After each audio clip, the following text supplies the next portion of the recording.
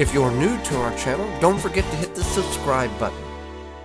A number of questions come in via Twitter, Facebook, Instagram, YouTube, and alike. One was, you talked about growing milkweed in your garden. Did you initially or intentionally plant it there?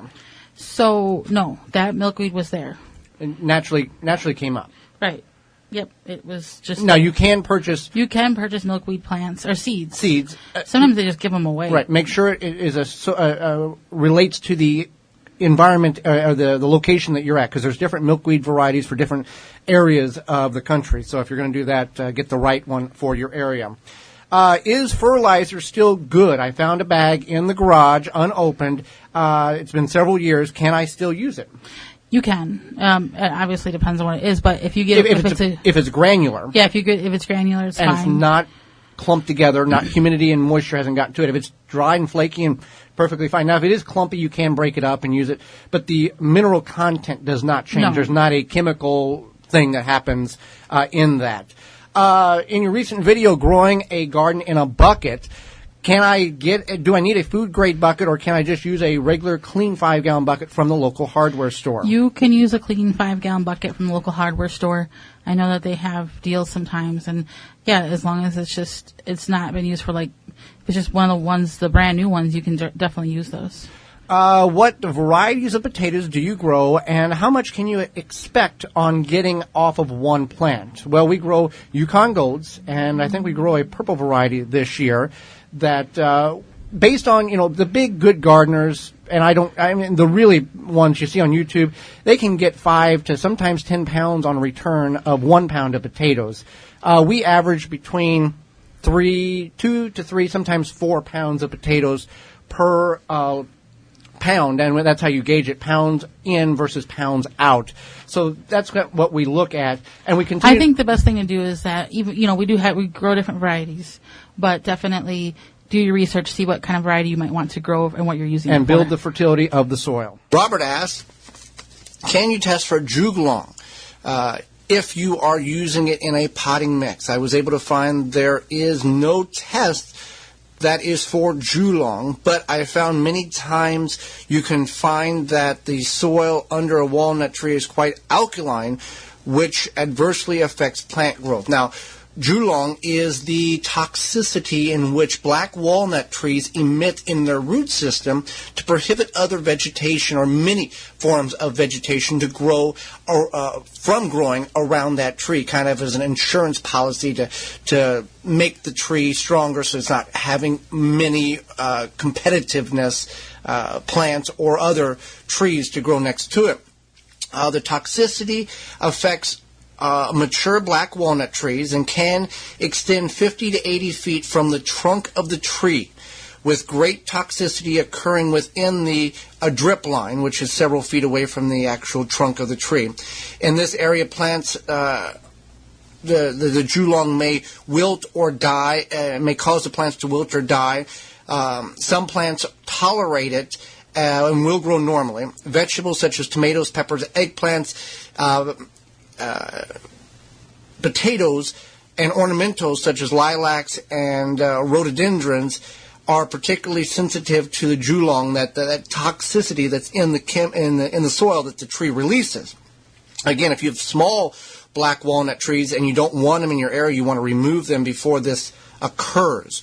What does the effect of the black walnut tree look like, or the toxicity? Well, plants that are sensitive to that juglong, Juglone, may be stunted in their growth. They may have yellow or brown twisted leaves, wilting, and some plants, part of the plants may die over time.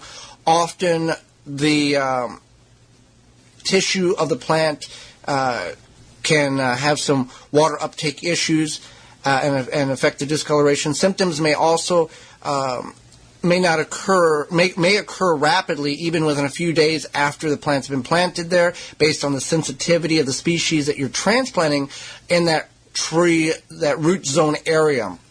Now, alternatives, some plants may survive for years near a young walnut tree, but will wilt and die when the tree becomes to a more larger, mature state.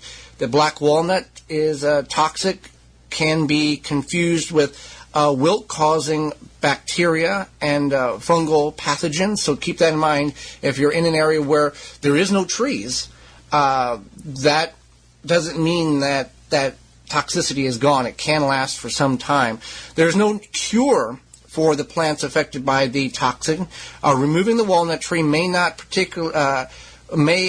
be practical in some applications, as the tree could be a focal point of your landscape.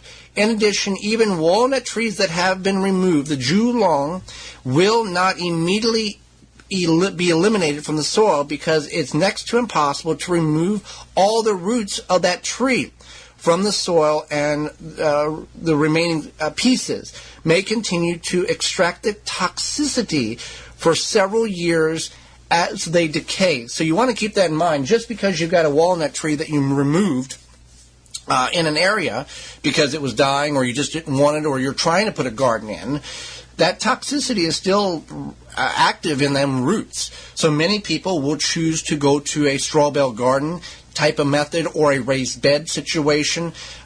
Different institutions say that you can till the area in which that tree was at to try to expose some of that soil to the atmosphere. If you raise the pH level, that can help. Some people say lower it. It's really something you have to do research on to figure out what's best for it.